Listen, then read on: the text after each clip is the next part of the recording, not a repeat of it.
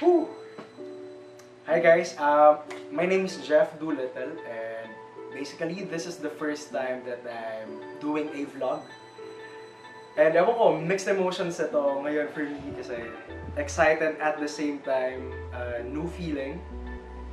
Kasi never ko pang ginawa to na as indirectly talking to people, sharing who I am talaga.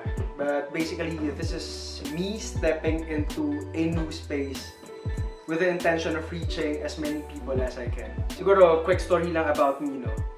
I'm a CPA by profession, Certified Public Accountant. And ang typical notion sa isang accountant is graduate ka, nag-take ka ng board exam, so office-based ka. Yan ang expected of me, siguro of people around my industry din. Siguro this is the reason why I chose to become a personal financial consultant. To reach more people, to know more personal stories. And of course, before me knowing kung ano yung personal stories ninyo, this is me, of course, sharing ano naman yung personal story ko. Na-excite lang ako to do this right now kasi again, it's my first time and gusto kong ipakita that while things that I want are not yet here, I want to show you na with enough clarity, with the targets that you want,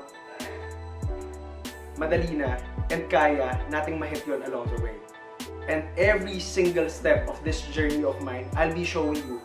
I'll be taking you to the ups and downs of my personal life, such that when I get to those goals, I'll be with you guys celebrating them. Now, what I'm about to share with you guys is a technique that I've learned from my mentor, which is around beginning with an end in mind. Na this thing that I've actually picked up from him, no, would allow me to give specifics around the targets that I want for an entire year, such that every step of the way, hindi ako maliligaw. It's leading to that particular target that I have. Siguro, just to give specifics around this, for example, around the plans that I have for this year, isa doon yung madala yung family ko of 5 sa Hong Kong Disneyland. So, I intend to bring them, we're 5 by the way sa family.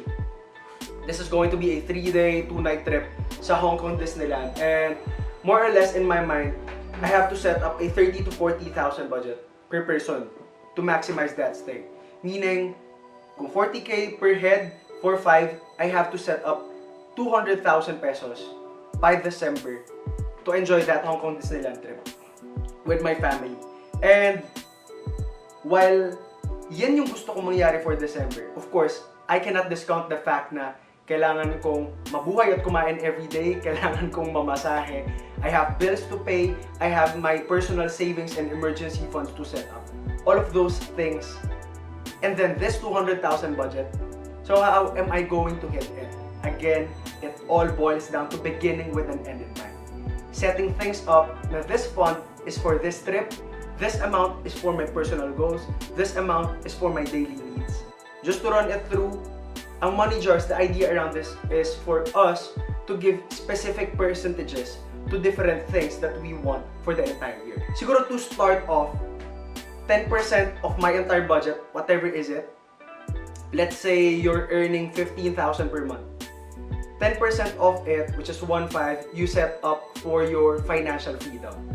So by financial freedom, these are the amounts that you set up for your investments.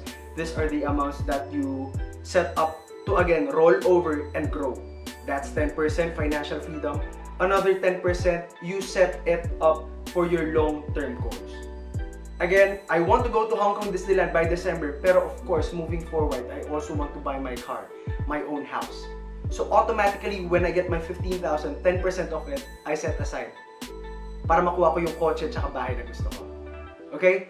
Another thing is, set up 10% para naman sa education.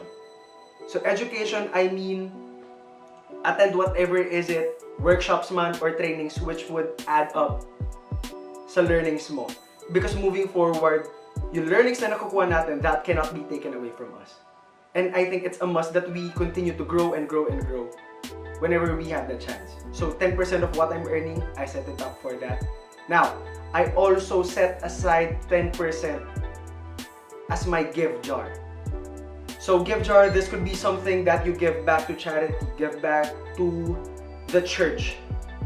Whatever is it that I'm getting, automatically 10% cut, give it back to them. So all in all, 40% na yan. This is where the Hong Kong Disneyland comes down. Yung Hong Kong Disneyland na to, 10% is what I call my play jar. So itong play jar na to, sineset up ko to such that every month, 10% at least, I set it up for that. Nakatabi na yon. And automatically, ang matitira dyan, 50%, that's for my daily needs.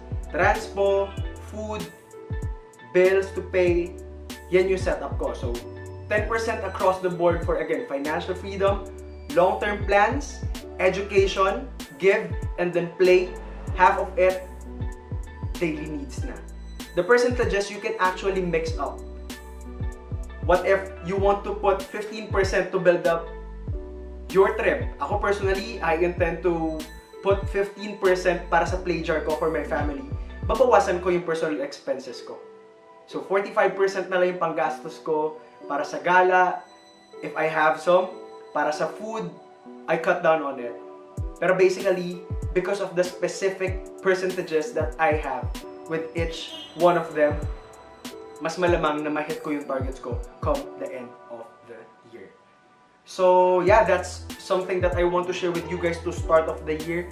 Begin with a clear end in mind. Always follow these specifics such that along the way, you be guided, you don't get lost.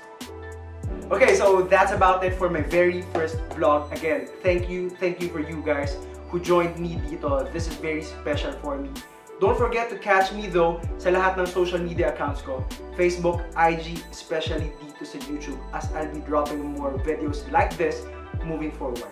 Pero, once again, this is me, Jeff Doolittle, telling you na whatever it is that you want in your life, just see it, feel it, do